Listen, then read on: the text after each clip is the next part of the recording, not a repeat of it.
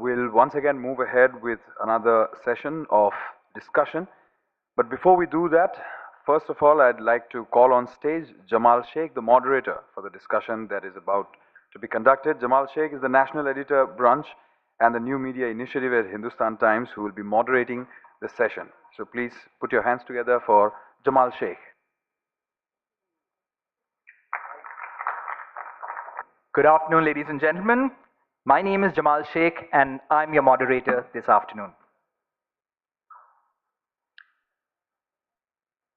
For a film festival that celebrates creativity from different regions, our first guest today is of great relevance.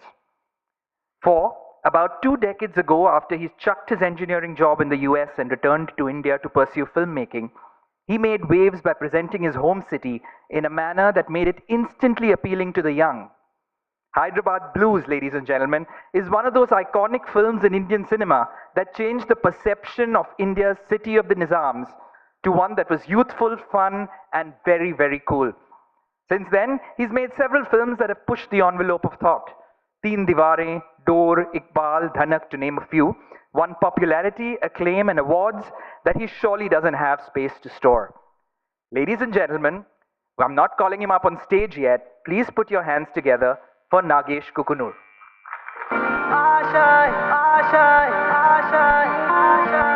Indian team को एक batsman की जरूरत है, bowler की नहीं। आपका बेटा क्रिकेट खेलने के लिए पैदा हुआ है। मैं तुम्हें कभी इंडियन टीम में खेलने नहीं दूंगा।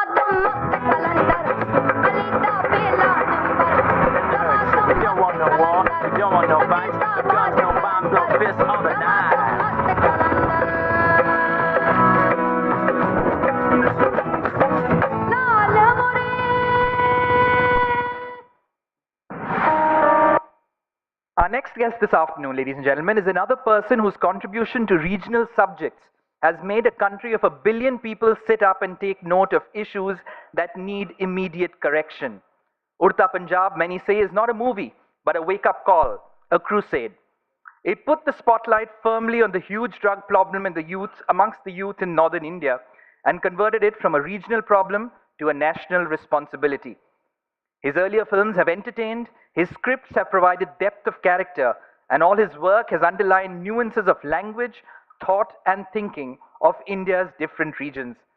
Most recently, he produced Death in the Ganj, which set itself in a hill station in the 1970s, made us taste the crisp air from the hills even inside a closed movie theater, and also allowed us to experience a setting from the past. Ladies and gentlemen, I'm not calling him on stage yet, but please join your hands together in welcoming Abhishek Chaubey.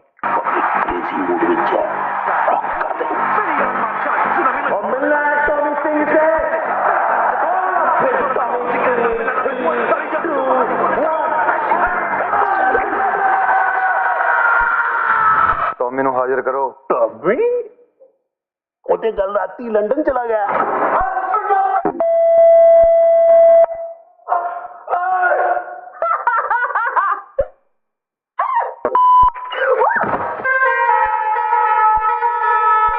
यार मैं सुनिया Mexico दी कुड़ियां बड़ी टोट हुंदी आ।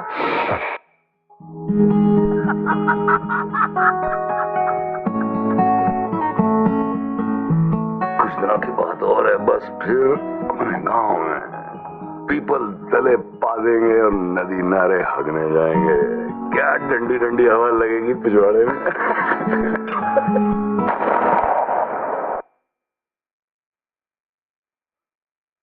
एक बार फिर से बता कैसे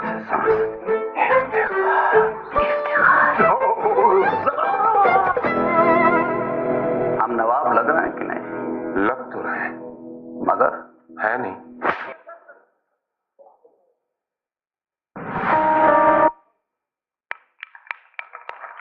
Ladies and gentlemen, Two filmmakers all of Bollywood can't stop raving about right here at the Brahmaputra Valley Film Festival in Guwahati, Abhishek Chaubey and Nagesh Kukunoor.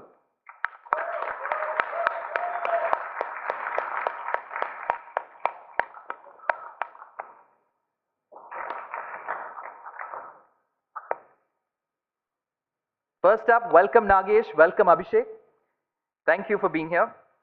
Our topic of the evening is Bollywood Goes to Small Towns, the rise of the real plots. First, let me ask you. Both of you have told stories with very strong regional connect.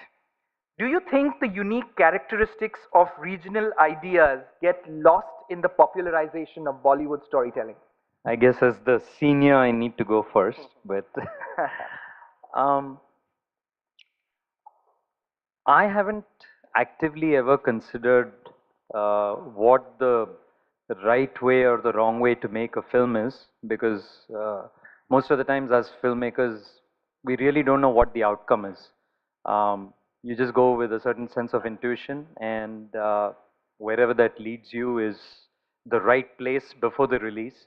Of course, when the film succeeds, that was the right place, and if it fails, that was the wrong place. So whenever I've dealt with a story, I haven't paid much attention to whether it's Bollywoodized, not Bollywoodized, but just the way I want to tell the story, and that's that. Right. When it came to telling stories in a rural environment, my only compass was the cities are extremely visually unattractive places to shoot in. So let me try and find alternate stories out in the countryside where I can actually breathe a little bit of fresh air and try and explore something more than, you know, the background that I come from, which is a very urban background. So I'm trying to be funny, but I'm not. That was the driver when I first stepped away from the urban tales that I told and made Iqbal. Right. So that was the first step. Right. But you know, since you started back in 1998 when you made, or 97 when you made Hyderabad Blues, there was obviously a way to drive a city that was not in the national spotlight.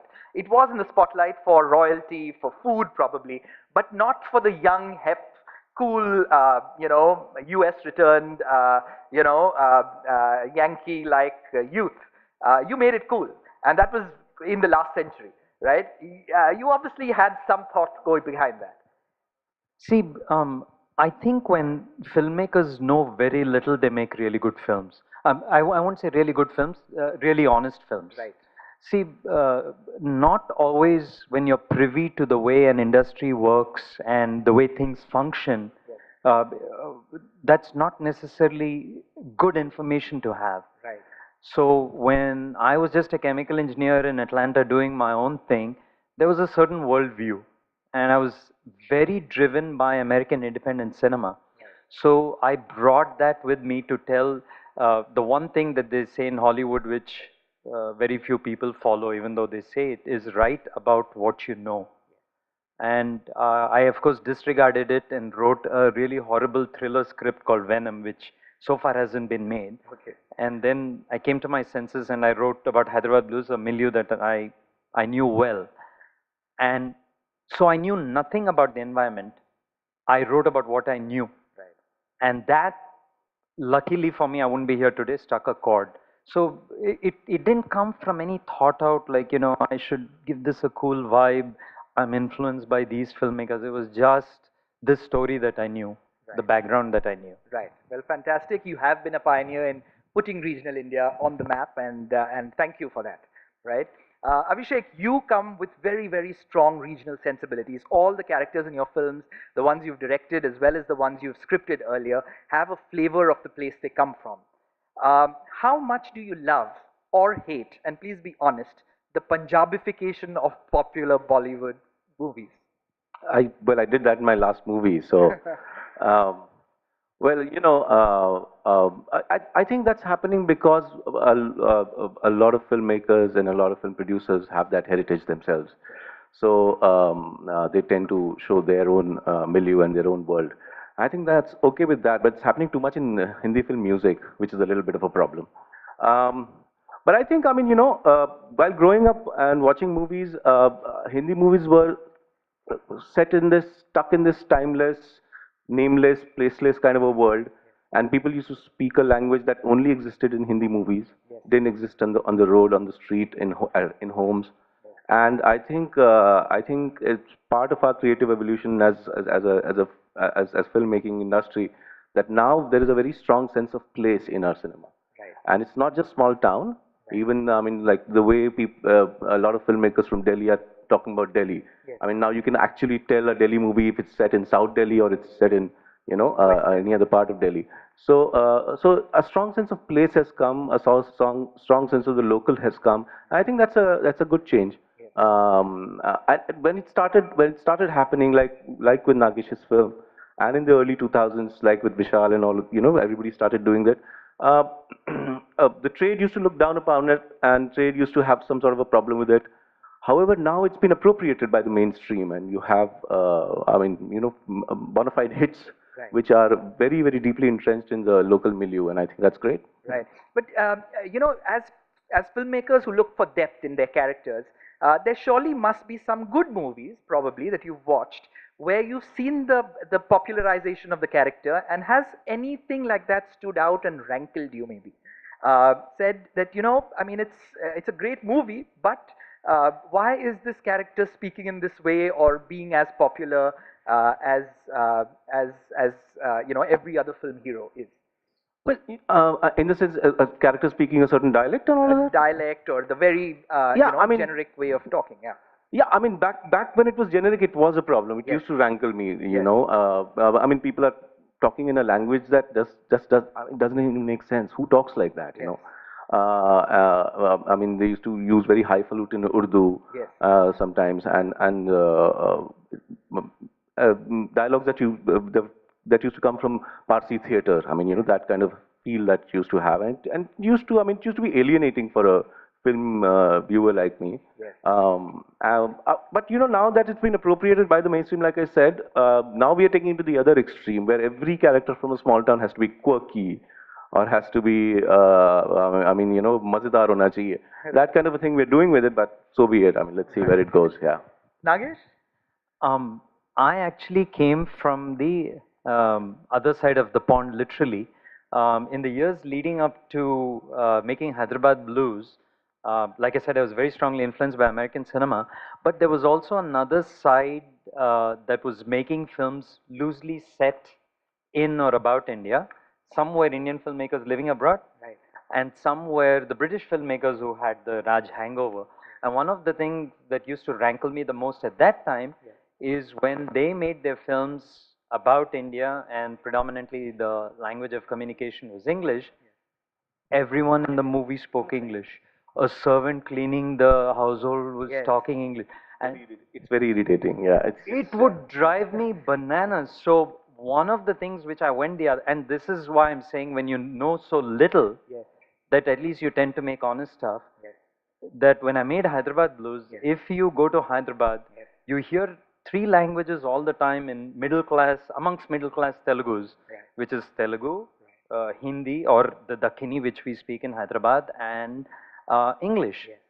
And I made sure that I was honest to that space. I think it was because it was a very strong reaction to so many of these filmmakers who were making stuff that was completely incorrect, in my opinion. And one comment I'd like to make, it's so interesting that people keep constantly saying film is a visual medium. And I say this with all due respect, that's bullshit. It's been about 100 years since film stopped being a visual medium. The spoken word is as important as is the image you create on screen. And like my sound designer friend says, you can watch really, really crappy images, but if you can't you can't hear crappy sound.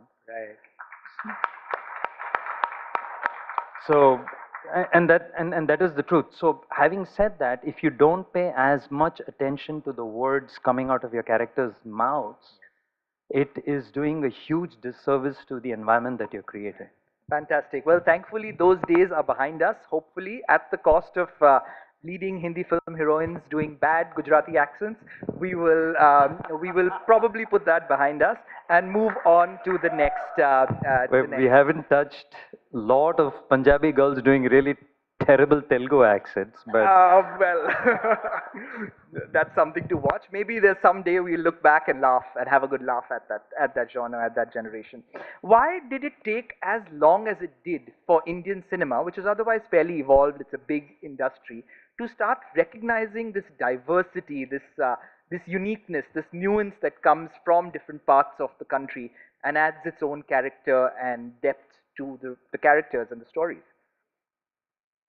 I wonder why. I only started making movies in 2000, but it was working somewhere.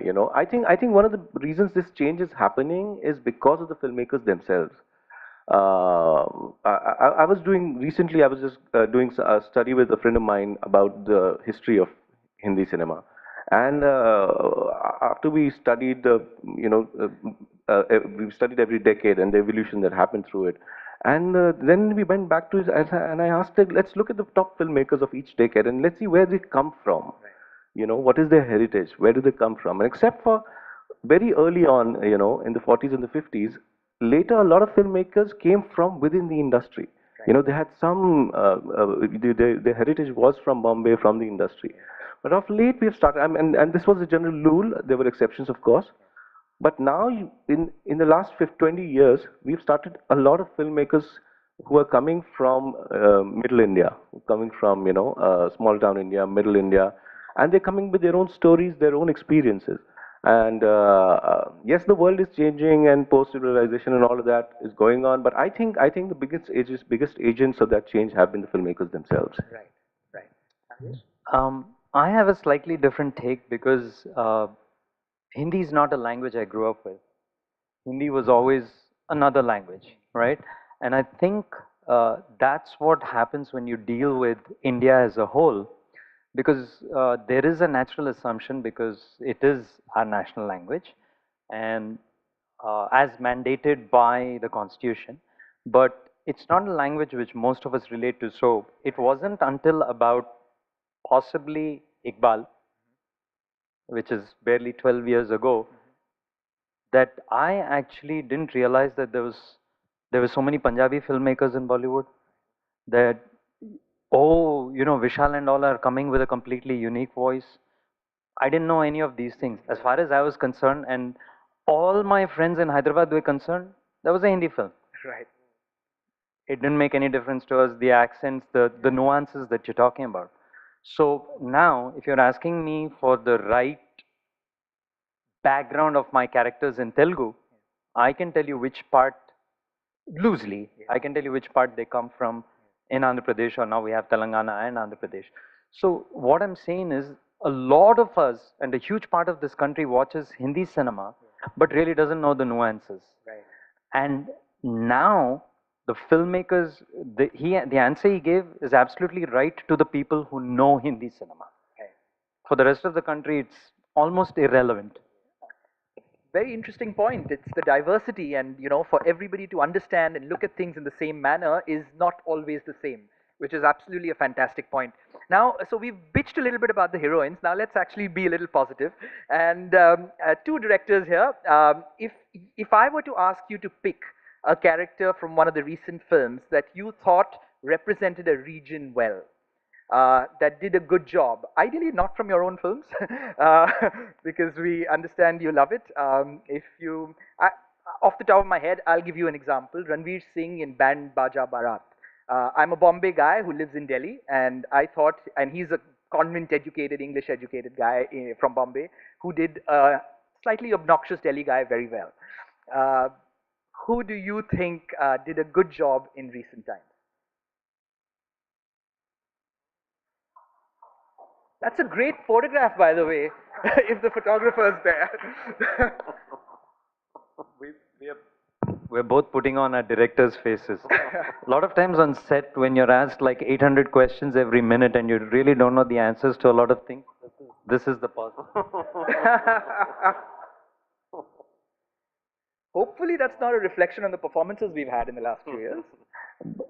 Since we're talking about a certain bunch of filmmakers, um, the first time that I was truly blown away, and I'm sorry it goes back a while, by someone who did something so frighteningly different was Saif Ali Khan in Omkara.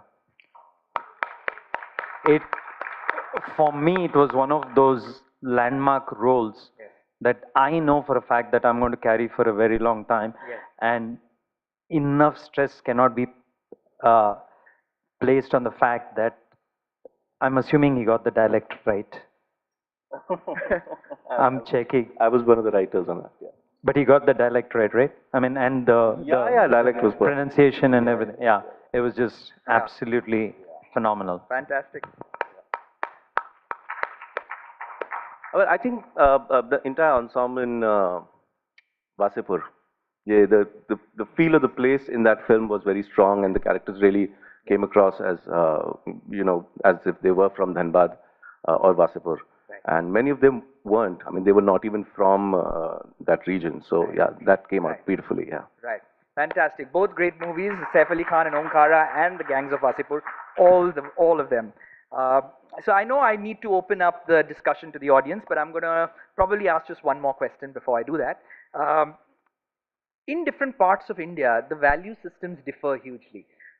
There are slightly more conservative values that are practiced in certain parts of the country, and in other parts of the country, it's a little more broad-minded. But our movies are common for it all, for the entire audience. How do you deal with that when you have to, toe a very, very fine line? I mean, if you're making a film that's set in a particular region, you have to be. I don't think you have to provoke as a filmmaker. So I think while you have to be sensitive about how people think and how they live their life and what they like and what they dislike, whether they are very religious or they're not, all of that you need to keep in mind while you're making a film. But I don't think you should be overly sensitive about what they're going to feel. I mean, are they going to be offended if I make this film? Because if you start doing that, then you start restricting yourself as a filmmaker, and I don't think that's the way to do it. I think it's more important to understand people, be compassionate, but at the same time not do any self-censorship. So yeah, I think that's the way to go. I honestly have never ever worried about that. Um, for the simple reason that it's a slippery slope.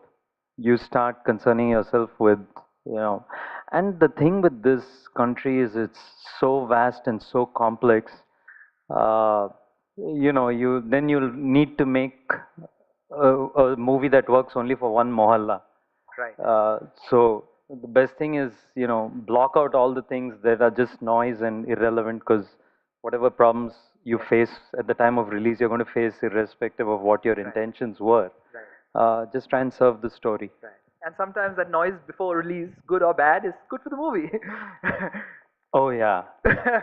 Sure is good for the movie. Yeah. Excellent. With that, Although at this point, I should also say this, that while it is good for the movie and generates a lot of publicity, the filmmaker does go through a very bad time when all of that happens. Yeah. No, the only reason I looked at him and said, "Oh yeah," is we were just riding over here from the hotel, and Udta and Dhanak released on the same day, and because these guys created such phenomenal buzz, thanks to all the negative crap that was going on, they took all our good screens from Dhanak.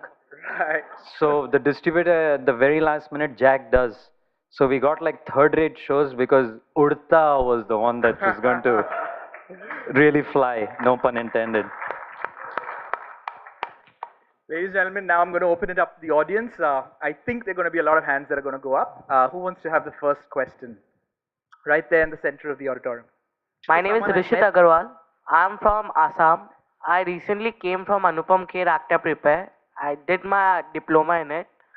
My question is, like, what is the inside of casting? You guys are at a certain time, at a certain point, you have to decide to whom to cast, to whom to give your, like, the main power in their hand. So that's my question. Valid question. Okay.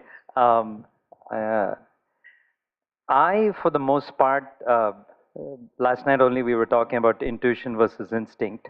A lot of the casting that I do, I conduct auditions because for the most part in my career, I've chosen to stay away from stars. I have made films with stars as well, but the majority of the stuff I've made with up and coming and blah, blah, blah. So I just go through a basic audition process, a fairly rigorous one, and then you just get the right sense that, okay, that person's right. You never know if it's right or wrong. I have been proven wrong many times after I started shooting, going, what the hell did I do? And sometimes I have let those actors go and replace them, and sometimes I've stuck with them. Having said that, the answer to your other question is, who do you hand the power to with the stars and stuff like that? It's simply a question of money only, because every director before the release will tell, when I was writing the script, I had exactly Akshay in mind. Akshay might have been the 8th choice after 6 other people passed on it, but Akshay finally got you the money, so Akshay is the first choice. So it's then economics kick in. So there's no logic to this whole process. That's honesty, as brutally honest as you can get. Yes. Abhishek, you have something to say? You agree? Yeah. Exactly. That's the way I feel about it. There's no other way to do this. As far as the leads are concerned, I mean, it just depends on how much money your film is going to take to make. So there's nothing you can do about that. Great. Any other questions? Yeah, hi, this is Ranajoy. My question is to Nagesh. See, I'm from Calcutta and a big fan of Satyajit Ray's movies. I just wanted your view on, I mean, you said the importance of, audio, as opposed to the visual element in a movie. But I just wanted your view on Pother Pachali, where there is a sequence, Oppu and Durga, they're just playing and a train is passing by and a breeze is blowing. I think that particular image conveyed, a lot of meaning. So how would you, what is your take on that? That there is a cinematic brilliance without having any audio element to it. Absolutely. Those images exist. That's why those filmmakers are pure genius.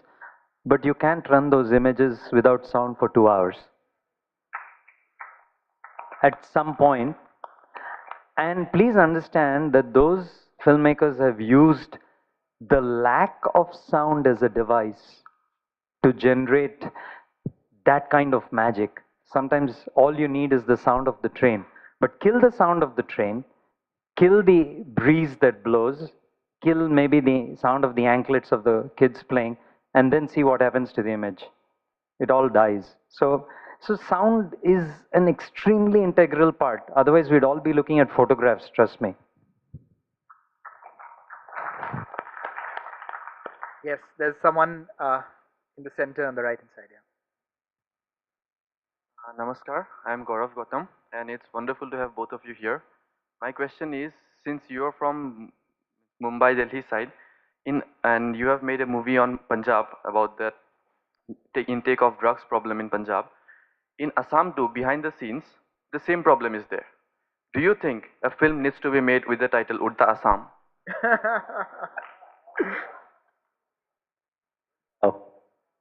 I mean, if it's really a serious problem, I don't know much about it, then it's incumbent upon a filmmaker from the region to do something about it, to make a film and to create awareness about it. The reason I stumbled upon Urta Punjab was because I generally wanted to make a drug movie because I saw it happening all around me and absolutely nothing in our cinema was talking about it.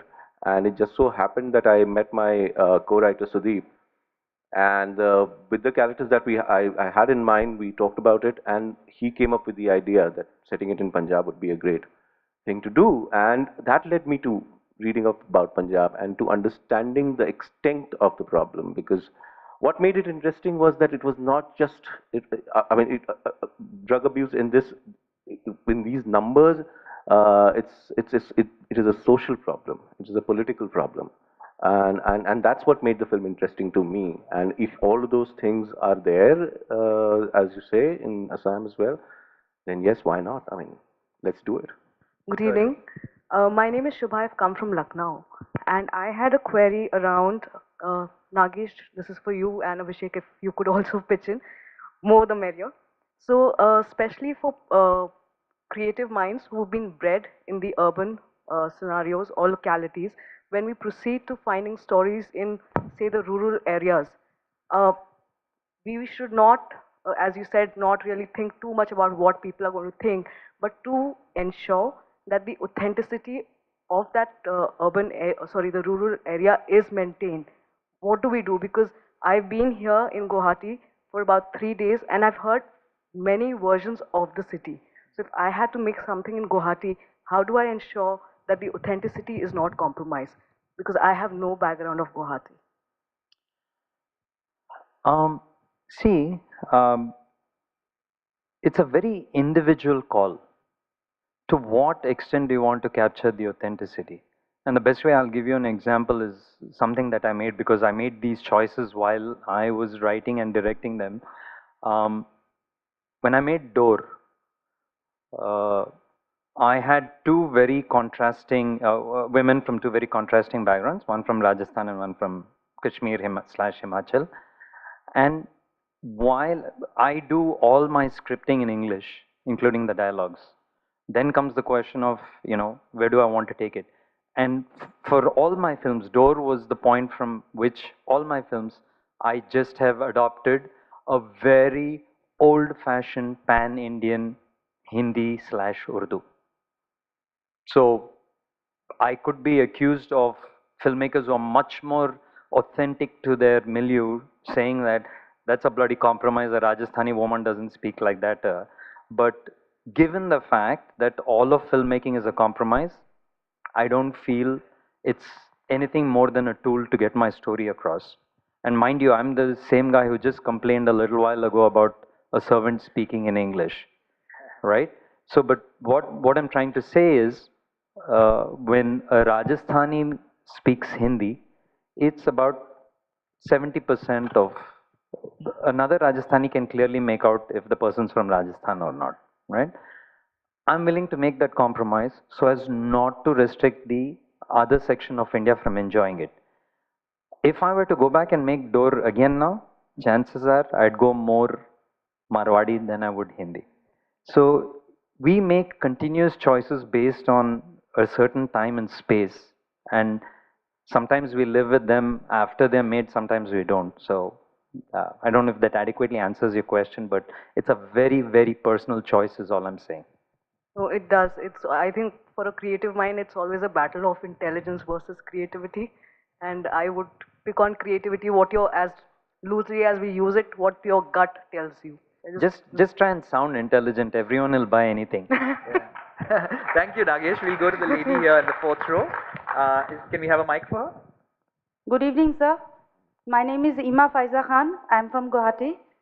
So I just want to ask you one question: that what are the tips to be a good film director? So my question is for both of you. Abhishek, as a more vibrant, younger filmmaker, was going to answer this question. If you're not a masochist, then if there's any pill available in the market, just get it. So just tips. No, I mean, this is, I can't even begin to answer this question, to be very honest with you, because there is no one way to become a film director. I think anybody can become a film director, and there are many, many roads to get there. And if you want to become one, we are going to wish you all the best. Thank you, sir. I'll give you one additional tip. If you ever want to turn director, just remember that ask that question like 1,000 times to yourself every day, and if the answer comes back yes, then go down this road, because it is an extremely painful road. And if you truly don't love what you do, then it's not worth going down that road, because the amount of bullshit that you have to deal with from every quarter, Yeah, I agree, sir. because the buck stops here. I mean, a producer can always say that he did it or she did it. An actor can always say, I don't know, maybe he did it. Everyone will point the finger here. So unless you're willing to take all the crap that goes with it, don't bother. Otherwise, hell yeah, it's the best job in the whole world. Thank you, sir. Thank you. Yes, the lady in the fourth row there. Yes. My name is Sanskrita. My question is to Nagesh, sir. One of your initial movies, Rockford, I love that film. So I just wanted to ask you what inspired you to make that film? Once again, I think I was in that phase where write about what you know. So I just made Hyderabad Blues and I was broke and nothing was happening. I was sending out Hyderabad Blues to all the film festivals and just waiting for some kind of acceptance.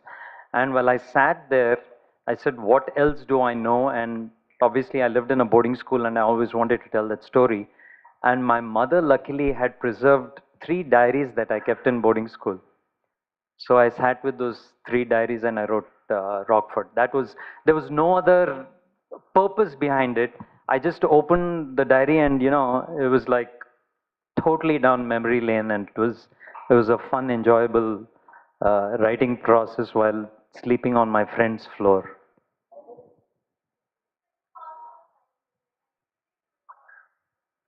Thank you. Fantastic. Thank you. I'm glad you Thank enjoyed. you. Jamal? Gentlemen, there's a lady here in the... I got the mic now. Okay. Jamal, here. Where Can I are ask you, a Karma? question? There you are. Okay. After Mary Com, the question is to both of you.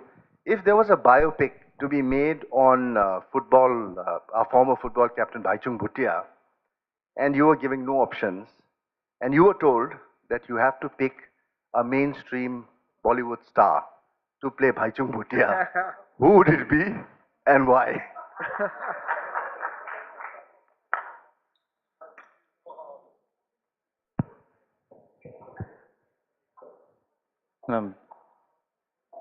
I'll pass to Nagesh. As the senior film. Firstly, I wouldn't make it. If I was coerced into casting a mainstream star. I've had this conversation several times for other biopics where the person doesn't fit any physical characteristic, doesn't look like the person but will bring in the money necessary for the film. And I've turned it down for the simple reason it just doesn't make sense in my head. So I think that answers your question. Yeah, I mean, if you're making a biopic on somebody, it's not the most important thing that the actor that you choose looks exactly or similar to the character that he's portraying on screen. But if you want to make a film on Nelson Mandela, you're not going to cast Bruce Willis. I mean, that's not going to happen. So, yeah. So you would not make it if you were bound to cast a certain Absolutely. actor. Very well said. Okay, the next question, there's a lady in the third row here.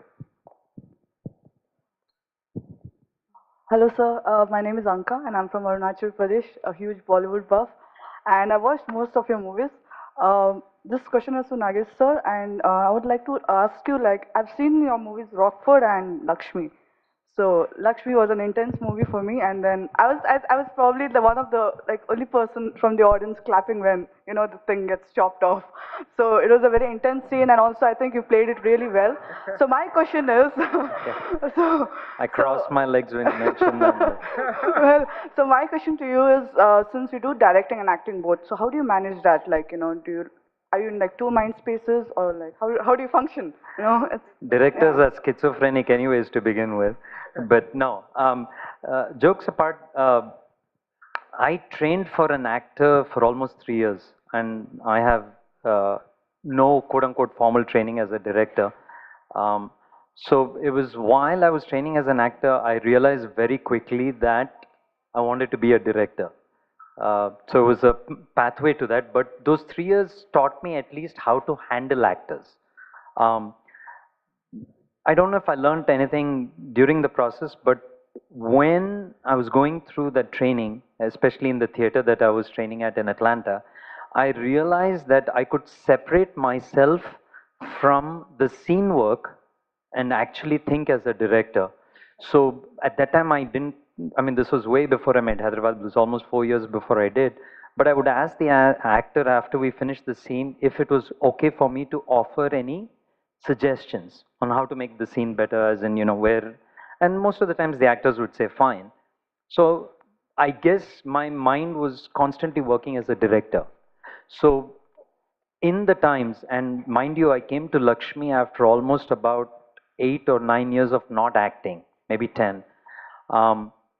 So I first prepare as an actor. I tell the, other actors what to do as a director. And I think after that, pretty much pray like hell that the scene works out right, because when you're actually performing it, there's all kinds of chaos going on. So I try and separate the two, but I can't exactly tell you how piece by piece everything works. It's somewhere the lines cross. It's only first wear one hat, prep, wear the other hat, prep, and then just go for it. Thank you so much.